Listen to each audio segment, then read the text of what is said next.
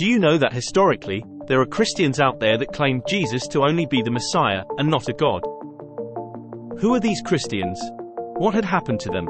And why should we Muslims know about them?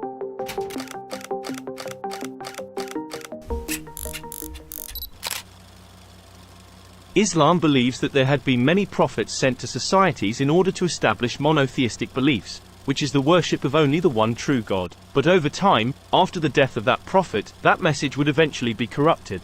Religion is a powerful force that unites people and influences their opinions and actions. Therefore, influential people in society such as kings, politicians, businessmen, would always corrupt the message in order to fit their interests. So, it is the belief of Islam that this is unfortunately what has happened to Christianity.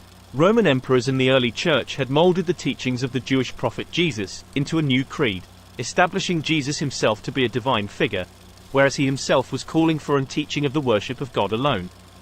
Historically, according to their own Christian sources, there exist a few groups of Christians who are considered to be heretical by the early church. The dominance of the doctrine of the early Roman Church had eclipsed over these small groups, and over a few centuries, they disappeared. One such particular Christian group are the Ebionites. They were a group of Jewish Christians that exists in the 1st century, up until the 4th century. We only know about their existence from the writings of the early church fathers, who did not speak kindly about them.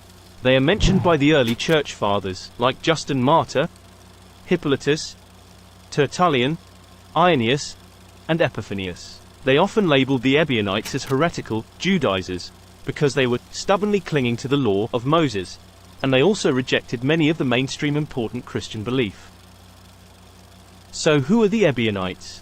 The name Ebionites is derived from the Hebrew word Ebionim, which means the poor or the humble. They were characterized by their strict adherence to Jewish law, unlike the other Christian groups. Why are the Ebionites important for us Muslims to know? The beliefs of the Ebionites are almost exactly what Islam believed to be the true followers of Jesus. There are many similarities between the beliefs of the Ebionites and the Muslims, such as both the Ebionites and Muslims adhere to strict monotheism, which is affirming the belief in only one God.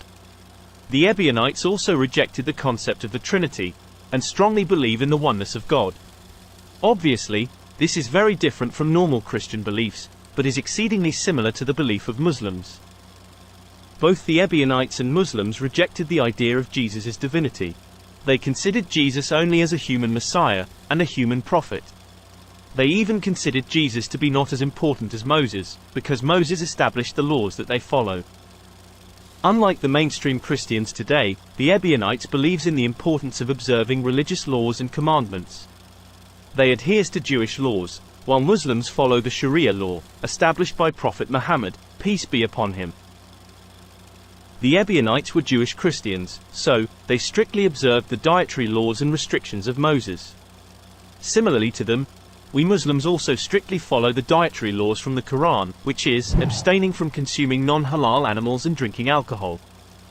Both the Ebionites and Muslims uphold the original teachings of their respective prophets, and view themselves as preserving the authentic message of God.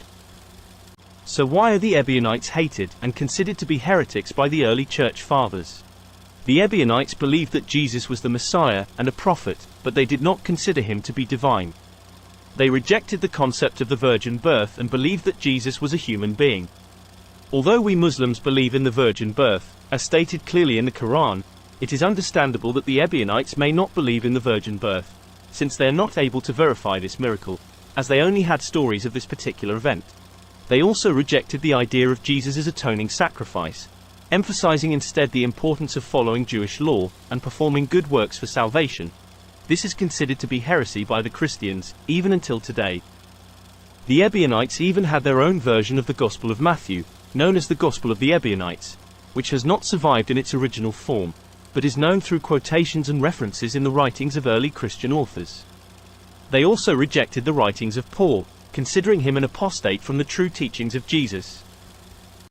So what had happened to the Ebionites?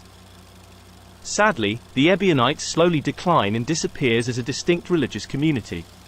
This is because the beliefs and practices of the Ebionites is very different from the evolving doctrines of mainstream Christianity. At the time, the early Christian movement were in the process of consolidating and establishing their orthodox beliefs, so the Ebionites who were stubbornly sticking to the laws and refused to adhere to the church were labeled as heretical. So, they faced many opposition from influential figures within the church. They were criticized for their rejection of their central Christian doctrines, such as the divinity of Jesus, the concept of Trinity, and the concept of the virgin birth. And since the Ebionites were the poor ones, they certainly cannot compete with the powerful and influential church. During the 1st century, both the Roman authorities and certain Jewish factions exerted pressure on the early Christian groups. The Ebionites, being a Jewish Christian sect, seems to have faced challenges from both sides. Roman persecution and Jewish opposition to early Christian communities have contributed to the decline of the Ebionites, although specific historical details are limited. Over time, as Christianity continued to spread and evolved, many diverse Christian communities, including the Ebionites, faced assimilation into the broader Christian framework. The influence of Greek philosophy, the growing emphasis on a unified orthodoxy, and the rise of institutionalized Christianity had resulted in marginalizing other alternative interpretations of the Christian faith. Sadly, it seems that the Ebionites may have gradually integrated into the mainstream Christianity over time, or had merged with other Christian groups, losing the distinct identity in the process. The scarcity of surviving Ebionite writings, and limited historical documentation, makes it difficult to trace the decline with certainty. The writings of their opponents, who often portrayed the Ebionites in a negative light, provide much of the available information. Without their own surviving texts, the historical record is incomplete, and the details of the decline remain very much obscure. In the end, as we all know, Pauline theology won out, because of the Roman sword, and the Jewish wars, that wiped out these Jewish Christians who were most likely the closest thing to the true belief of Jesus. It is often the case not only in history, but even theology, is written by the victors and survivors. The dead, crushed by the victors, cannot speak for themselves. Thankfully, some manuscripts survived and critical scholarship is able to shed light on it. In conclusion, the decline of the Ebionites can be attributed to factors such as opposition from mainstream Christianity, persecution by Roman and Jewish authorities, cultural assimilation, and the lack of surviving records. These factors combined over time to contribute to the eventual disappearance of the Ebionite community, as a distinct group within early Christianity. Although due to the lack of information we have on them, we could not proclaim with certainty that the Ebionites are the true followers of Jesus. It is undeniable that their existence itself, and the opposition that they received from the early church, are enough proof that Islam's claim of the corruption of Christianity is certainly not without basis. Surely, the coming of Prophet Muhammad, peace be upon him, later on, is in order to remedy this situation, and to return mankind towards the original message of all the prophets, which is the worship of only the one true God.